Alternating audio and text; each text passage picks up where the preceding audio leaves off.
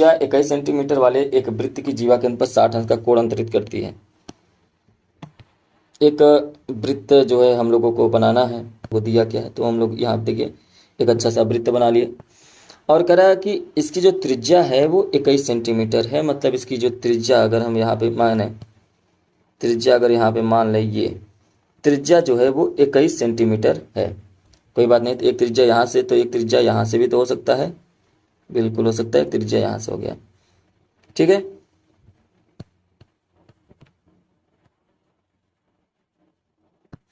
दो त्रिज्याएं हो गई और दोनों के दोनों 21 सेंटीमीटर हैं। फिर कह रहा है कि जीवा पर ये 60 अंश का कोण अंतरित करती है। मतलब यहाँ पर ये 60 अंश का कोण जो है बना रही है, ठीक है। ये 21 सेंटीमीटर की त्रिज्या है, 21 सेंटीमीटर त्रिज्या है, ये बिंदु O है।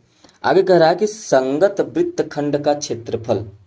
अब हमेशा याद रखेंगे संगत वृत्तखंड का क्षेत्रफल क्या होता है। तो यहाँ पर एक बात ध्यान समझिए कि सबसे पहले अगर हम यहाँ पर एक लाइन जीवा बना दी, ये हो गया जीवा, क्या हो गया, जीवा हो गया। तो हमने यहाँ पे एक जीवा बना दिया। जीवा बनाने के बाद संगत वृत्तखंड का क्षेत्रफल होता क्या है कि ये जो भाग है, ये जो मैं अभी कलर कर रहा हूँ, इसी भाग को संगत जो है कलर जो मैंने किया अभी यही है, ठीक है। लेकिन जो बच गया यहाँ पर आप ध्यान से समझिए, ये टोटल भाग यहाँ से यहाँ तक, ये टोटल भाग त्रिज्यखंड होता है। क्या होता है, त्रिज्यखंड। अगर हम इस त्रिज्यखंड का टोटल का क्षेत्रफल निकाल लें, त्रिज्यखंड का क्षेत्रफल निकाल लें यहाँ से, ठीक है। तो हम लोग यहाँ से क्या निकाल सकते हैं, क्षेत्रफल। चलिए ठीक है, हमने क्षेत्रफल निकाल लिया, यहाँ से यहाँ तक का पूरा क्षेत्रफल निकाल लिया।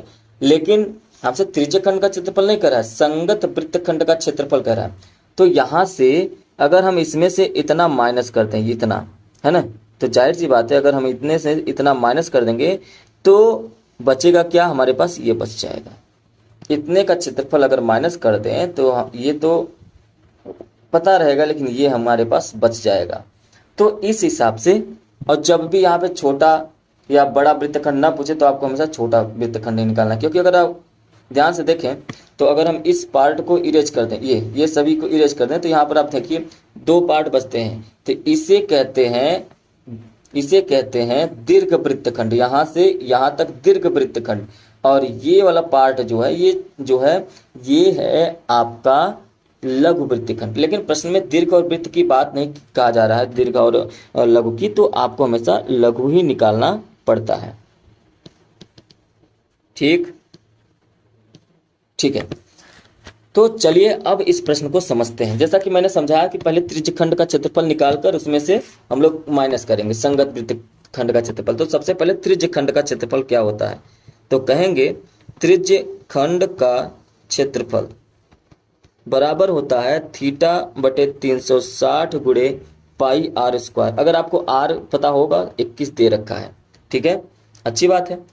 इसका नामकरण हम लोग कर रहे थे, तो O ये हो गया O, ये हो गया A, ये हो गया B। अगर जरूरत पड़ेगा तो काम आएगा।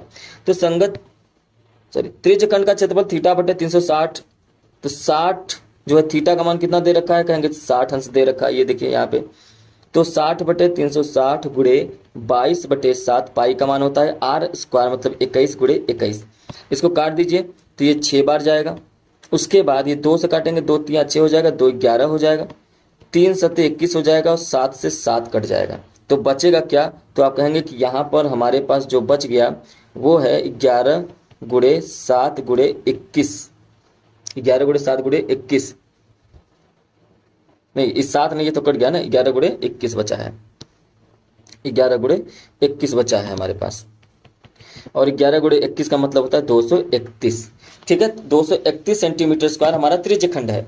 अच्छा, AOB, इसका भी तो हमको क्षेत्रफल निकालना है। तो इसका क्षेत्रफल कैसे निकलता है, तो आप लिखेंगे कि त्रिभुज AOB का क्षेत्रफल बराबर 1/2 r स्क्वायर साइन थीटा, यही होता है। तो 1/2 गुणे r स्क्वायर मतलब 7 गुणे 7, सॉरी 21 गुणे 21,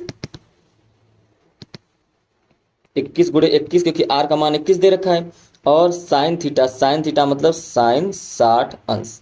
साइन 60 अंश का मान कितना होता है, तो आप कहेंगे 21 में 21 का गुणा करेंगे तो ये हो जाएगा 441/2।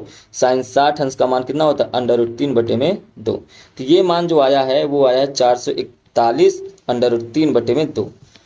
अब हमारा निकालना क्या है, संगत वृत्तखंड का क्षेत्रफल। तो यहाँ पे लिखेंगे संगत वृत्तखंड का क्षेत्रफल बराबर त्रिज्य खंड का क्षेत्रफल, त्रिज्य खंड का क्षेत्रफल।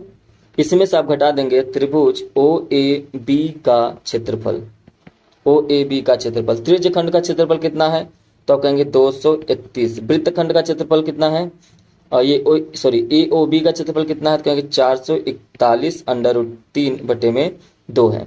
ठीक है, तो यही आपका क्या हो जाएगा, आंसर हो जाएगा।